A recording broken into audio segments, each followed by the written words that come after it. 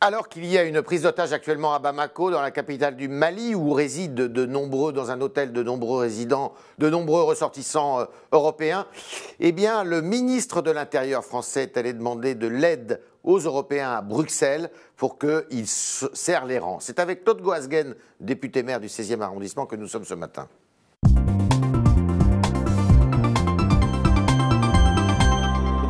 Bonjour. On ne va pas parler de Bamako parce que c'est en cours, on n'en sait rien. Prise d'otage en tous les cas. Est-ce que Bernard Cazeneuve a raison d'aller aujourd'hui à Bruxelles pour tirer la sonnette d'alarme en disant aux Européens il faut serrer les rangs, il faut revoir le système de renseignement? Oui, sûrement, mais il ne faut pas croire que c'est l'Europe qui est seule responsable de cette affaire, parce qu'il ne faut pas se défausser systématiquement. Oui. Le problème qui se pose, il faudra le poser, c'est pourquoi est-ce qu'on a attendu si longtemps, quoi? Pour faire quoi? Écoutez, il s'est passé des attentats très graves au mois de juin, au mois de janvier. Pendant plusieurs mois, l'opposition n'a cessé de demander des mesures. Des mesures qu'on a retrouvées dans le discours de François Hollande, d'ailleurs. Oui. C'était formidable d'écouter François Hollande dire « mais il n'est pas possible, il va adhérer aux Républicains ». Mais pourquoi avoir attendu? Parce cet état d'urgence, on aurait dû le décréter depuis le début de l'année? Peut-être pas l'état d'urgence, mais en fait, toutes les mesures qui sont dans cet état d'urgence, elles sont proposées, elles étaient dedans, elles étaient dans le débat. On a l'impression que... Coupable d'avoir tardé. Ah oui, c'est clair, il va falloir quand même que le gouvernement s'explique. Alors je sais bien qu'on est dans le moment de l'unité nationale, mais l'unité nationale ne doit pas anesthésier le pays. Il ne suffit pas de manifester pour combattre les barbares. Il suffit aussi de combattre. Combattre, ça signifie dire les choses. Alors, pourquoi si tard? Alors justement, on en revient, vous parliez d'état d'urgence. Est-ce que c'était utile de prendre une loi sur l'état d'urgence alors que toutes ces mesures pouvaient être prises au fil de l'eau du débat parlementaire? Écoutez, quand on rate le train, parce qu'on aurait dû le faire dès le mois de février par mesures successives, on met le paquet après, on prend tout. Bon, on a voté l'état d'urgence, c'est très bien. Maintenant, rien ne vous choque dans ce qui a été décidé à l'intérieur de cette disposition? Non, bon, il y aura certainement des problèmes de constitutionnalité, il y aura peut-être des QPC, mais enfin, on a le temps quand même, parce que la QPC, on peut la retarder. Est-ce qu'il faut, justement, pour en arriver à ce dispositif de sécurité, changer la Constitution ? Comme le propose le président de la République. Oui, il le propose, mais il n'est pas clair sur cette proposition. Bon, c'est difficile, mais il ne faut pas non plus que ça soit un argument qui permette de retarder les choses. D'accord. Parce qu'en fait, il reprend la proposition Badinter. La proposition Badinter, c'est la modification de la Constitution plus loi organique. Oui. C'est-à-dire que la proposition Balladur, c'était simplement la modification. Pourquoi pas? Pourquoi pas? Mais ça n'empêche. On ne perd pas du temps. Vous savez, on mettra comme une commission Théodule qui va rédiger tout ça avec grand plaisir. Mais en réalité, les problèmes sont ailleurs. Alors, ils sont ailleurs. Est-ce que vous avez compris que Mme Taubira soit un peu timide sur cette question-là? Elle a répondu à un de mes confrères. La question n'est pas de savoir si je suis favorable en parlant de cet état d'urgence, mais de savoir comment ça s'accommode avec notre droit. Il n'y a pas que l'efficacité qui nous intéresse, mais aussi le respect du droit. Vous qui êtes juriste. Ben oui, le respect du droit, bien sûr, le respect du droit, mais Mme Taubira est là pour ça. Mais très franchement, Mme Taubira a-t-elle bien respecté le droit jusqu'à présent? On a eu le sentiment que ses sentiments personnels, et notamment sa vision personnelle de l'application du droit, l'entraînait à dominer un petit peu la stricte application du droit. Elle peut encore être garde des Sceaux dans les circonstances actuelles? Moi, écoutez, je ne veux pas dire du mal de Mme Taubira, parce qu'il paraît que quand on dit du mal de Mme Taubira, on est vraiment stigmatisé. Mais je trouve que Mme Taubira, comme un certain nombre de ministres d'ailleurs, devrait tirer les conclusions. Elle a mené une politique qui est une politique qu'elle justifiait par la volonté de comprendre plus que de réprimer. Et donc, c'est clair que Mme Taubira devrait partir. Alors, mais si elle ne veut pas partir, elle ne partira pas. Elle ne partira pas, parce qu'elle tient quand même une partie de la gauche. D'accord. Est-ce que vous comprenez que votre parti, les Républicains, se soit comporté de façon un peu...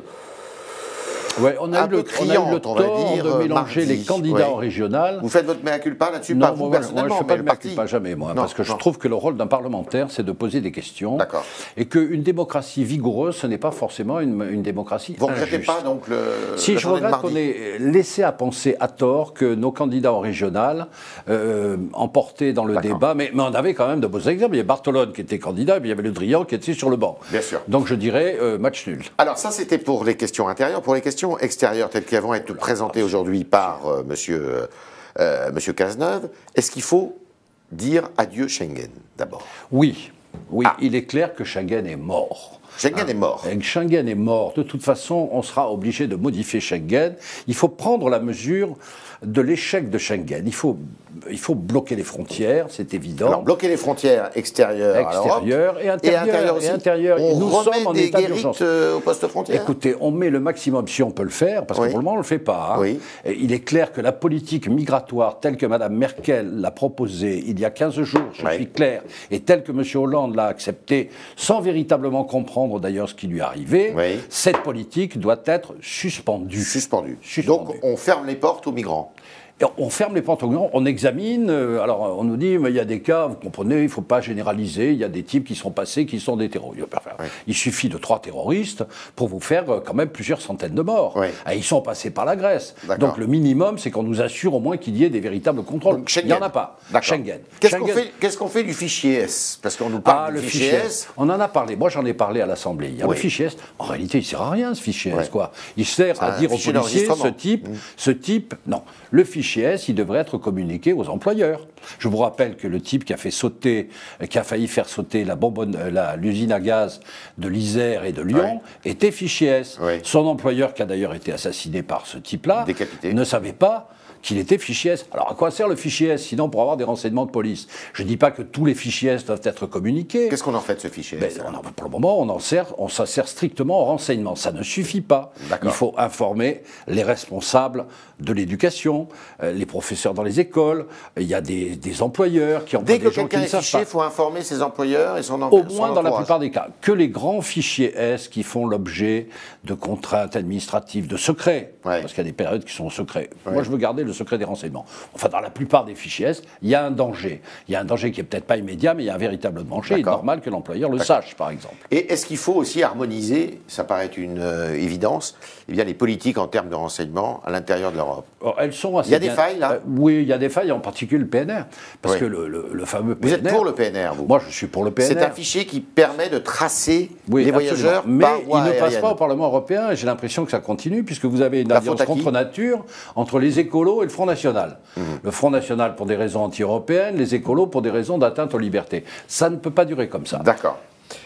La politique étrangère. La politique étrangère de la France. C'est une catastrophe. Est-ce que François Hollande a eu raison de faire ce revirement en se rapprochant de Vladimir Poutine? Mais d'abord, ce n'est pas vrai, ce n'est pas un rapprochement. Regardez les textes.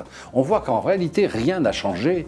La politique française est une catastrophe depuis plusieurs années. Nous sommes complètement La politique française étrangère.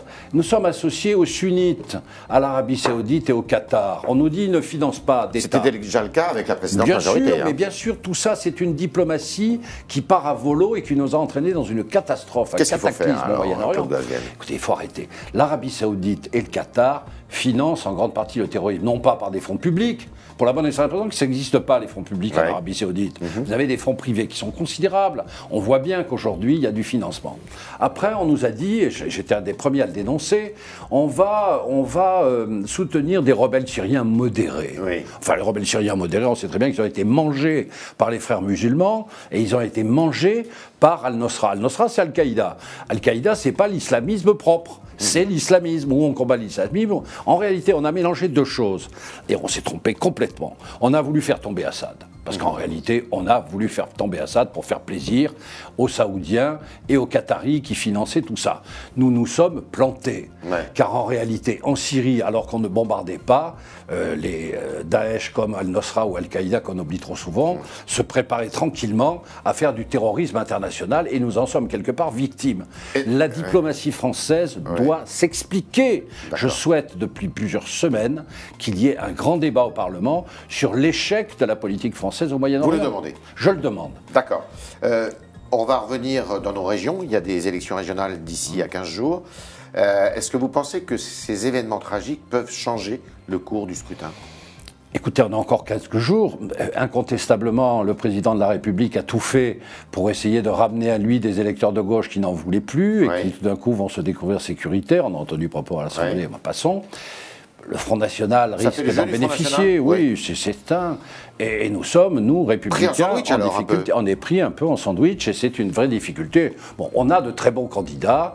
Moi, je souhaite évidemment que, par exemple, Mme Pécresse en Ile-de-France surmonte ce problème. C'est un véritable problème. Et qui serait tout à fait injuste parce que quand même, dans cette affaire, je répète, c'est le retard d'application qui nous a conduit à cela. Alors que maintenant, le président de la République se parle d'un instinct sécuritaire qu'il n'a jamais eu. Il n'a jamais examiné la situation à fond, comme si en faute, la manifestation avait tout réglé, et qu'il en soit le bénéficiaire, ça serait d'une injustice grave. C'était le talk de Claude Goasguen, le député maire du 16e arrondissement, qui nous a dit beaucoup de choses, mais notamment que Schengen était mort, qu'il fallait revoir tout ça. Et deuxièmement, qu'il veut un examen de conscience de la politique étrangère française, pas uniquement de cette majorité, mais de la précédente aussi, puisqu'on s'est trompé. On s'est trompé en allant financer et aider des mouvements islamistes dits modérés pour avoir la peau de Bachar el-Assad, alors que c'était peut-être pas tout à fait comme ça qu'il fallait s'y prendre. Merci Claude Goasguen. Merci.